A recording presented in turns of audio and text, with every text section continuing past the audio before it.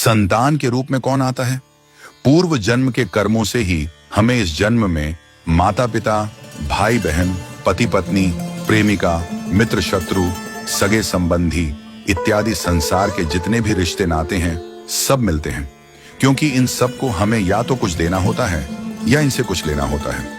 वैसे ही संतान के रूप में हमारा कोई पूर्व जन्म का संबंधी ही आकर जन्म लेता है, जिसे शास्त्रों में 4 प्रकार का बताया गया है।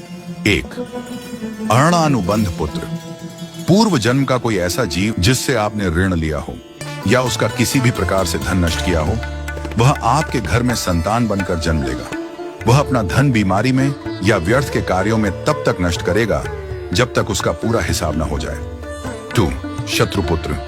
पूर्व जन्म का कोई दुश्मन आपसे बदला लेने के लिए आपके घर में संतान बनकर आएगा। बड़ा होने पर वह माता पिता से मारपीट, झगड़ा करेगा या उन्हें सारी जिंदगी किसी न किसी प्रकार से सताता ही रहेगा। वह हमेशा कड़वा बोलकर उनकी बेइज्जती करेगा और उन्हें दुखी रखकर ही खुश होगा। 3. उदासीन पुत्र। इस प्रकार की संतान न तो माता पिता की सेवा करती है, न ही कोई सुख देती है। वह उन्हें उनके हाल पर मरने के लिए छोड़ देती है। विवाह होने पर यह माता पिता से अलग हो जाते हैं और उनकी चिंता नहीं करते। 4. सेवक पुत्र। पूर्व जन्म में यदि आपने किसी की खूब सेवा की है तो वह अपनी की हुई सेवा का ऋण उतारने के लिए आपकी सेवा करने के लिए पुत्र बनकर आता है। जो बोया है वही तो काटोगे।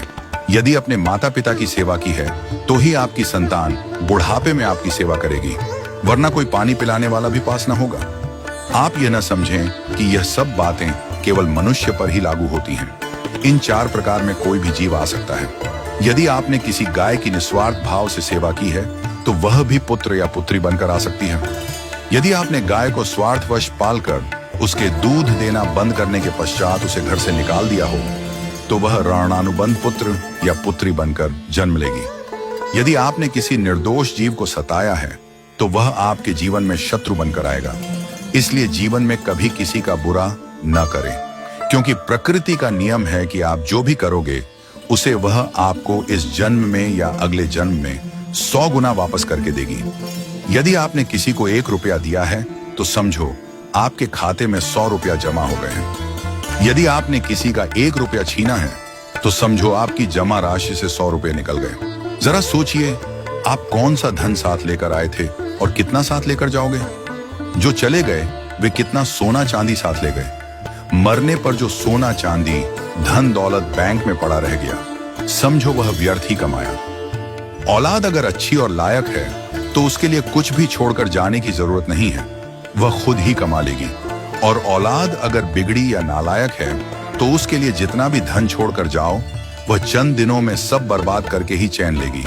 मैं, मेरा, तेरा और सारा धन यहीं का यहीं धरा रह जाएगा, कुछ भी साथ नहीं जाएगा।